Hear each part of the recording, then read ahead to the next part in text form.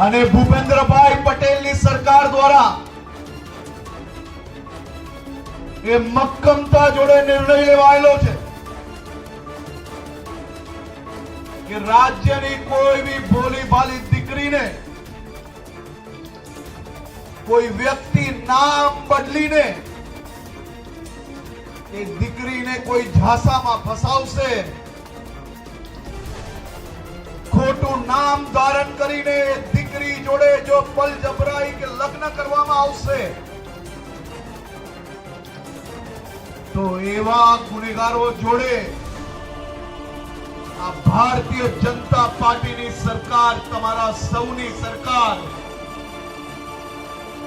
કે જિંદગી ભર સુધી કોઈ દીકરીને આંખ ઉઠાવીને ના જોઈ શકે તેવા કડક પગલા ભરવા માટે અમે ખૂબ